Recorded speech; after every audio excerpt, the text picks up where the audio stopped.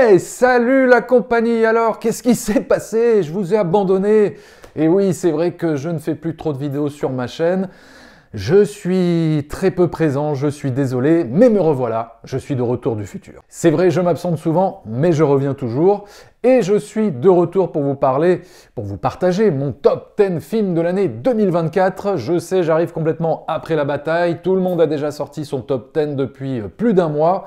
Donc oui, ça risque de faire un petit peu redondance avec tout ce que vous avez déjà vu. Mais il y aura quand même la surprise de découvrir dans quel ordre j'ai classé tous ces films dont vous avez déjà entendu parler, c'est vrai. Il y a évidemment des mentions honorables, des films qui ont failli entrer dans le top 10, mais je ne vais pas les évoquer tout de suite, sinon vous pourriez en déduire tout de suite, là maintenant, quels sont les films qui sont entrés dans mon top 10, ce serait trop facile. Gardons ça pour la fin de la vidéo, histoire de préserver un peu le suspense. Je tiens à dire que nous sommes presque 44 000 abonnés sur la chaîne, les amis, encore... Allez, 25 abonnés et nous aurons atteint ce fameux palier de 44 000. Donc, si vous voulez faire monter la chaîne, c'est le moment de vous abonner, de cliquer sur le bouton. Je compte sur vous.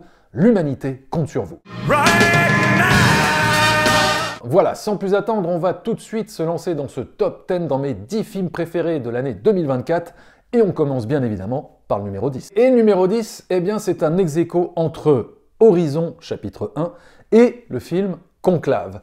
Et on va commencer par Horizon, le fameux western réalisé par Kevin Costner qui est sorti en juillet dernier, un film qui était censé faire partie d'une saga de 3 ou 4 films, d'une grande fresque sur la conquête de l'Ouest américain, mais qui malheureusement s'est craché au box-office. Du coup, l'avenir de cette saga est aujourd'hui un peu en péril, et les chances de voir la suite de cette histoire au cinéma ont été vraiment compromises. On sait que le chapitre 2 existe, il est monté, il a été même projeté dans un festival tout récemment. Mais quand est-ce qu'on va enfin pouvoir le découvrir, le voir dans nos salles de cinéma? Ça, on ne le sait pas encore. Et puis, quid des chapitres 3 et 4 qui sont, on ne sait pas s'ils sont tournés, à moitié tournés, bref. Est-ce que Kevin Costner va enfin pouvoir aller jusqu'au bout de son projet? On est dans le flou artistique, donc je croise vraiment les doigts pour qu'on puisse découvrir la suite sur grand écran, parce que moi, personnellement, j'ai adoré Horizon chapitre 1, un western de 3 heures dans lequel je ne me suis jamais ennuyé, dans lequel on nous présente toute une galerie de personnages, tous très attachants, où chacun a des enjeux personnels vraiment très intéressants, mais aussi très différents. Tous ces personnages n'ont rien à voir les uns avec les autres. Ils ne s'en rendent compte d'ailleurs jamais, même si on se doute que par la suite, dans les prochains films, leurs destins vont à un moment donné se croiser. En tout cas, je l'espère.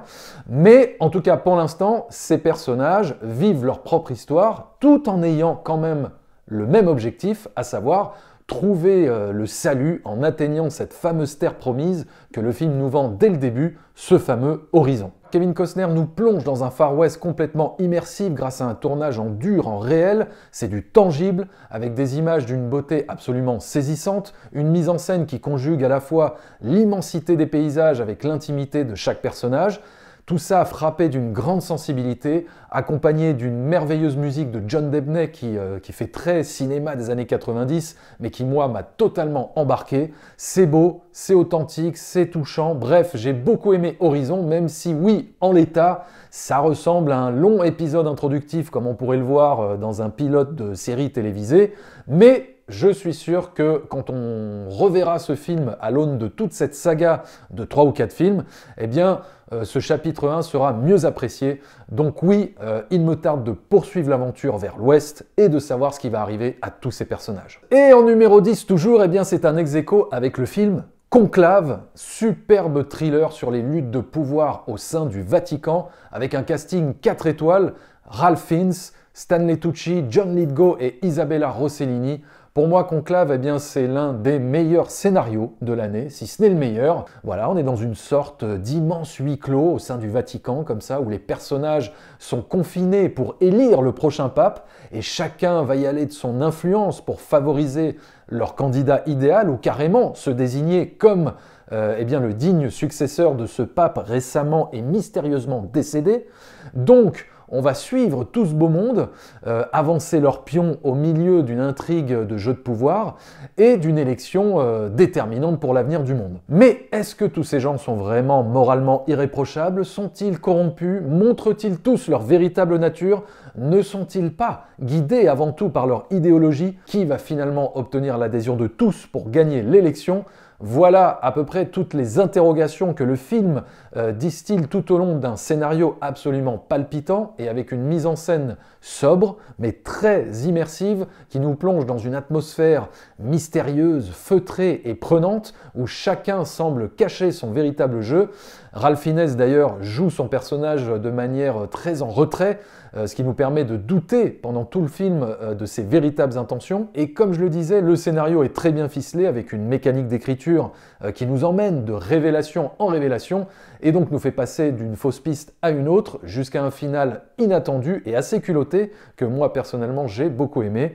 Donc Conclave, eh bien oui, un thriller politique religieux vraiment intriguant avec une mise en scène dépouillée d'artifice mais ultra efficace et qui donne la part belle à son récit et ses acteurs. En numéro 9, j'ai choisi Here de Robert Zemeckis.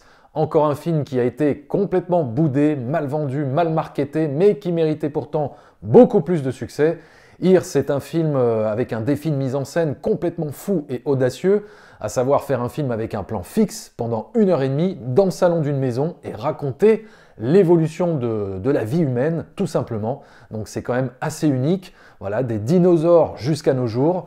On a rarement vu un tel écart temporel dans un film, à part dans 2001 l'Odyssée de l'espace ou encore Tree of Life, même si les films n'ont absolument rien à voir, si ce n'est qu'ils partagent malgré tout eh bien, cette idée vertigineuse de dépeindre l'évolution humaine dans toute son immensité et de raccorder avec l'intime.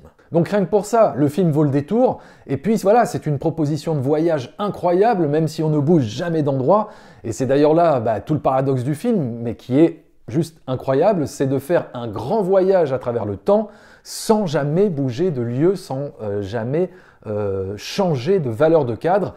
Et voilà, le concept assez radical, oui, de mise en scène a sûrement dû refroidir beaucoup de gens, mais c'est vraiment dommage parce que Here, c'est l'un des films les plus émouvants de l'année, c'est l'un des films les plus inédits de l'année. La technologie de de-aging sur les acteurs est assez bluffante, même si oui, c'est pas encore à 100% parfait, mais franchement, pour moi, là, on atteint un stade encore supérieur. En tout cas, dans ce film, c'est le de-aging que j'ai trouvé le plus convaincant. Oui, le film a une petite patine numérique, on va dire, mais franchement, on passe assez rapidement outre tout ça, car à un moment donné, eh bien, ce sont les personnages qui prennent le dessus et on est embarqué dans leurs tourments, leurs joies, leurs désillusions, leurs regrets, leurs peines de cœur, bref. Here, c'est vraiment un film profondément humain qui nous fait prendre conscience que la vie passe très vite, trop vite. Donc voilà, rien que pour ça, merci beaucoup Robert Zemeckis pour la full angoisse. Et je rajouterai aussi que Here, c'est vraiment un film qui mérite d'être vu, à mon avis, une deuxième fois, car il y a tellement de petites idées visuelles ou de mise en scène assez subtiles qui se baladent dans ce plan fixe qu'on n'a pas forcément le temps de toutes les capter. Donc un deuxième visionnage est à mon avis vraiment nécessaire pour encore plus apprécier le sens profond des thématiques abordées par le film.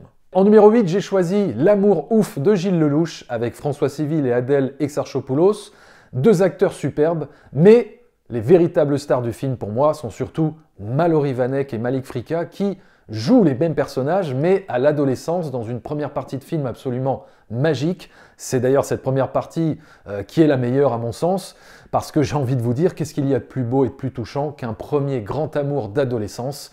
Et là-dessus, eh bien, Gilles Lellouche ne déçoit pas, il y va à fond, il est généreux dans sa mise en scène, il nous fait vivre l'adrénaline d'un premier grand amour avec l'aide d'une BO hyper bien choisie, de Billy Idol en passant par The Cure, une lumière et une photographie très stylisée qui osent plein de choses, et une reconstitution des années 80 du nord de la France hyper authentique. C'est absolument merveilleux. Voilà, quand la première partie s'est terminée, moi j'étais vraiment bouleversé.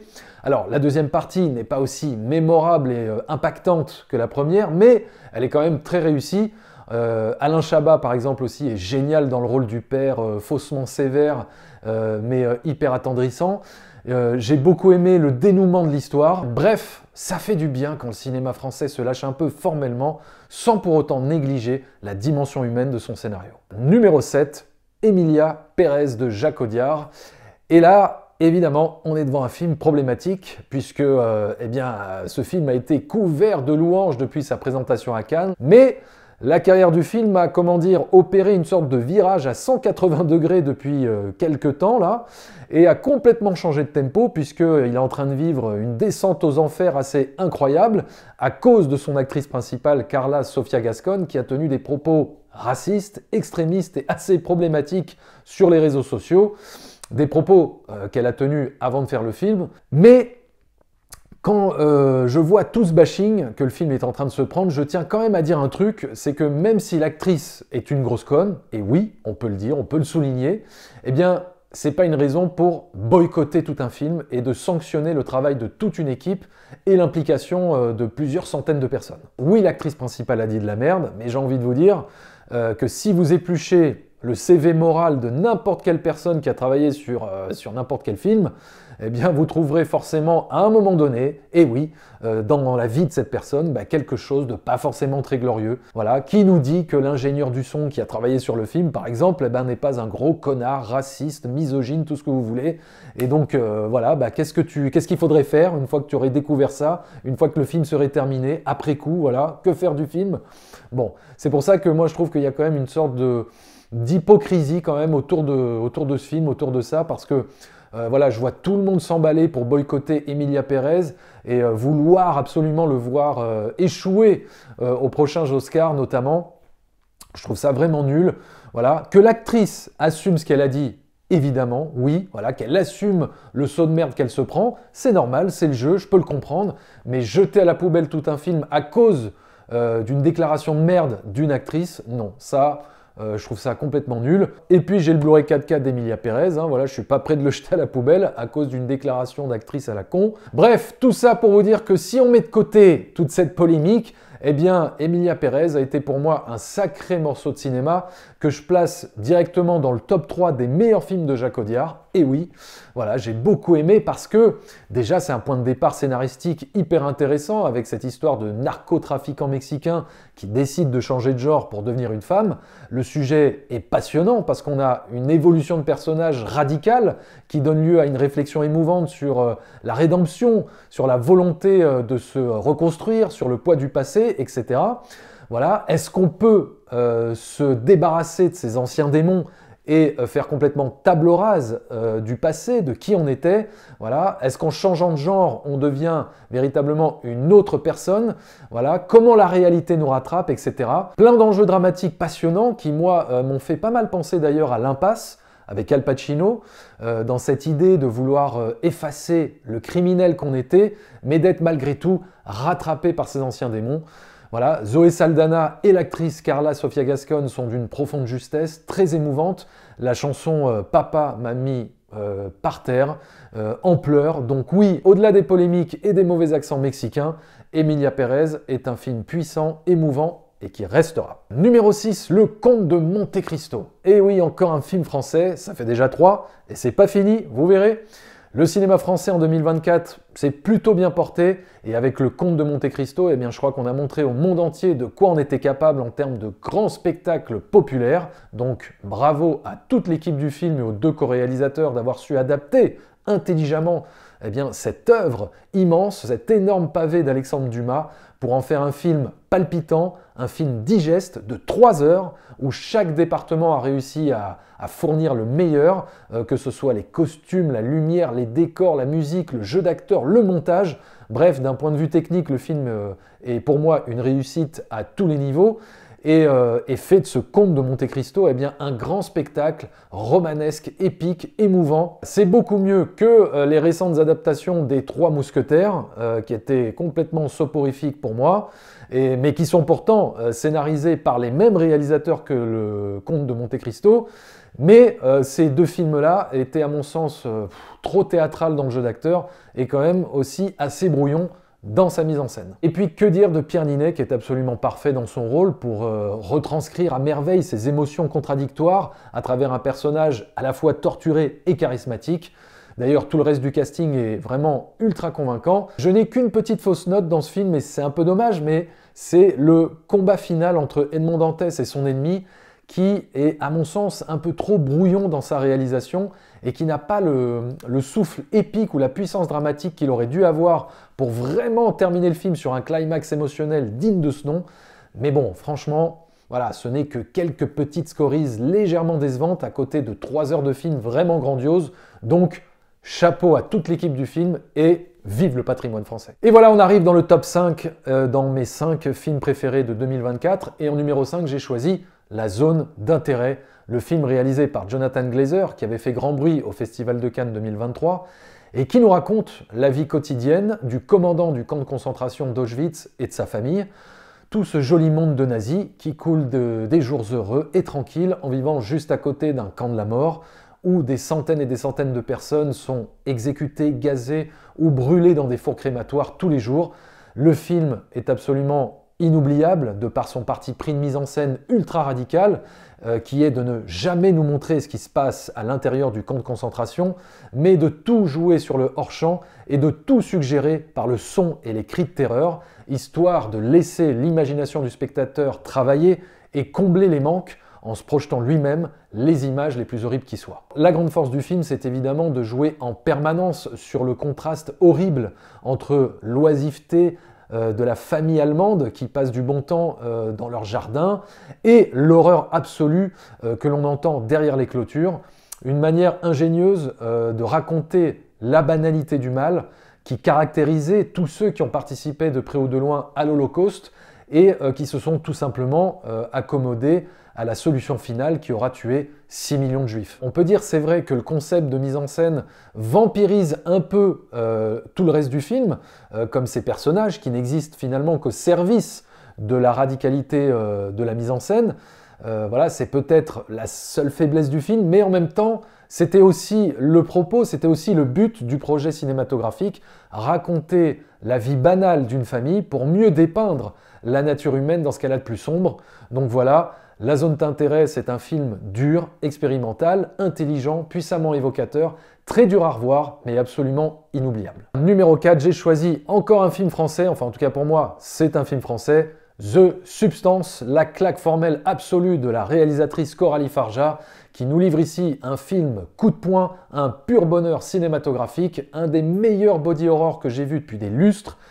Oui, le film emprunte beaucoup à d'autres grands noms du cinéma d'horreur, du cinéma de genre, avec des références à Shining, The Thing, La Mouche ou encore La Mort vous voici bien, mais la réalisatrice, pour moi, ne tombe jamais dans le piège de la citation gratuite ou facile, puisqu'elle arrive très bien à digérer, je trouve, toutes ces références pour nous livrer un film singulier, avec un propos qui lui est propre, avec une mise en scène inventive, riche d'idées visuelles percutantes, pour nous raconter son histoire par l'image, moins par les dialogues. Donc, comme dirait l'autre, eh bien, il y a de la narration visuelle à tous les étages, n'est-ce pas Mérège? Les effets spéciaux sont organiques, tangibles et vraiment bluffants, et en plus réalisés par une équipe française. Demi Moore se donne à fond comme on ne l'avait jamais vu.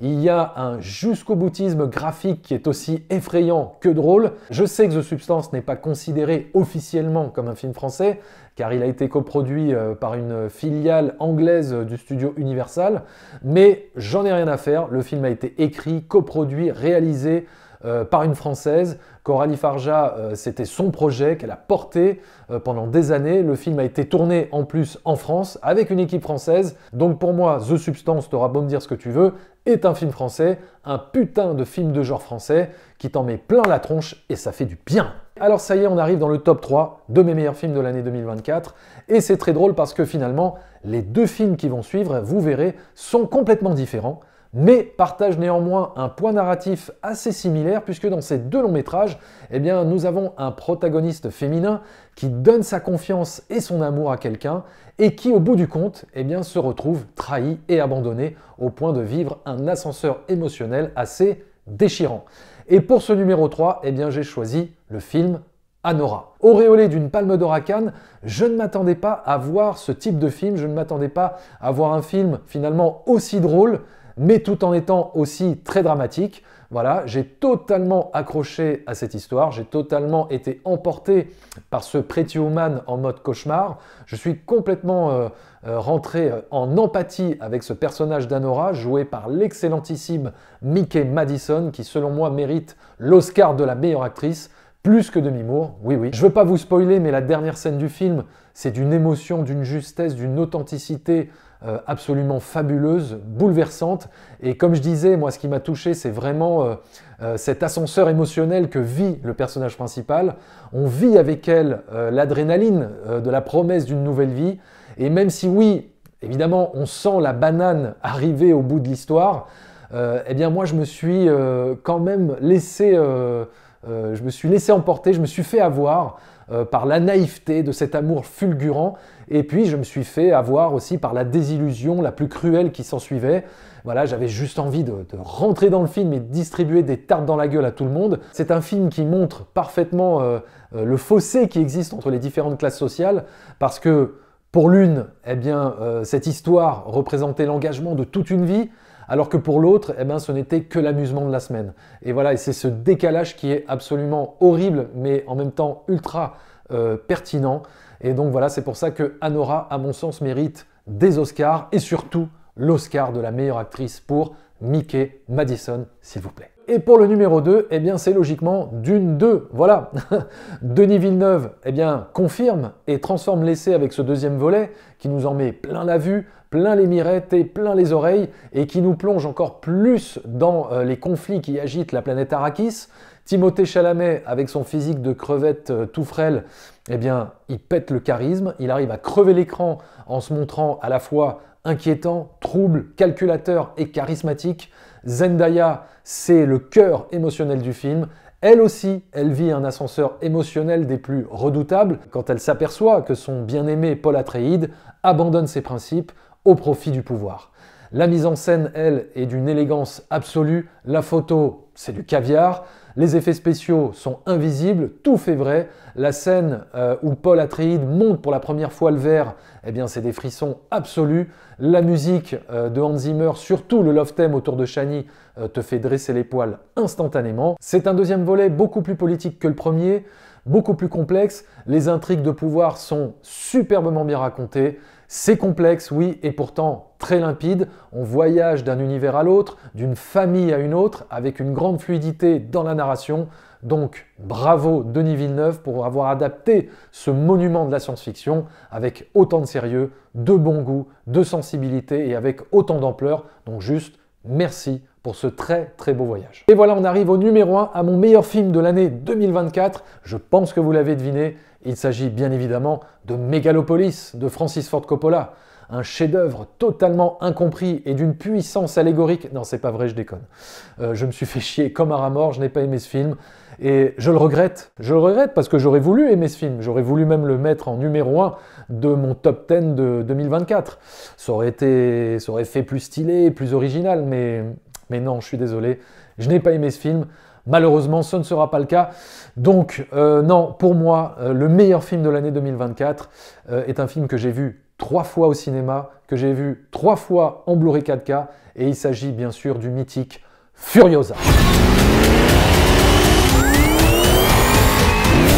Je sais que c'est une hérésie de dire ça, mais je pense bien préférer ce film-là à Fury Road. Et oui, plus d'émotion, plus d'ampleur, plus de profondeur, plus de narration visuelle, plus d'allégories, plus d'images mythiques, avec une grande puissance d'évocation. Un film qui résonne comme un conte, voilà pourquoi l'aspect un peu numérique ne me dérange pas du tout dans ce contexte-là. Le voyage de Furiosa est aussi puissant et émouvant que les meilleurs des mythes. Un récit de vengeance qui s'étale sur une dizaine d'années et qui donne au film une ampleur de grande odyssée. Une odyssée de vengeance qui se termine de la plus puissante et la plus surprenante des manières. On n'oubliera pas de sitôt le dénouement du film. Anya Taylor-Joy est absolument parfaite entre charisme, peur, tendresse, badass. Elle sait tout faire. Chris Hemsworth est mortel dans ce personnage haut en couleur complètement fou et au bord de la rupture. Et c'est d'ailleurs le petit problème que j'ai toujours eu avec Fury Road, c'est la folie qui était censée caractériser le personnage de Mad Max et qui, avec Tom Hardy, ne trouve pas le meilleur écrin, à mon sens. Voilà, Tom Hardy, je l'aime bien, hein, mais dans Fury Road, je le trouve pas à la hauteur du film et je le trouve pas à la hauteur de Mel Gibson. Et voilà, et j'ai toujours eu ce petit problème avec Fury Road, bien que j'adore le film, il y a toujours eu ce manque autour de Tom Hardy, alors que dans Furiosa, je trouve que tout le casting est absolument parfait et qu'il n'y a rien à dire. Donc voilà, oui, il n'y a rien à dire à part George Miller, je t'aime. There will always be war, but to get home, Furiosa fought the world. Voilà, c'était mon top 10 des meilleurs films de l'année 2024. Et comme je le disais en préambule de vidéo, il y a évidemment quelques mentions honorables, des films qui ont manqué peu de figurer dans ce top 10. Et donc, les voici. Il y a Juré numéro 2 de Clint Eastwood, Joker, Folie à deux, et ouais, j'ai aimé ce film. Pas de vague, Amal, un esprit libre. The Apprentice, le deuxième acte, La nuit se traîne, et un dernier pour la route qui est un petit peu hors compétition puisque c'est un documentaire, mais j'avais envie de le mentionner parce qu'il est mortel, et il s'agit de Christopher Reeve, le Superman éternel. Et j'allais en oublier un, très important, L'affaire de la mutinerie du Kane, le dernier film de William Friedkin, qui est disponible sur Paramount je crois, et qui est un film de procès à voir impérativement. Voilà, maintenant c'est à vous de me dire quels sont vos films préférés de l'année 2024, quel est votre top 10 de l'année 2024. On en débat, on en discute dans les commentaires, toujours dans la bienveillance, la bienséance et la bonne humeur. Et je vous invite également à vous abonner à la chaîne. Voilà, on est à quelques abonnés, à 25 abonnés, de franchir le palier de 44 000 abonnés. Donc, je compte sur vous les amis pour vous abonner. Allez-y, n'hésitez pas à le faire. Et moi je vous dis, eh bien écoutez, à très bientôt pour de prochaines aventures sur YouTube.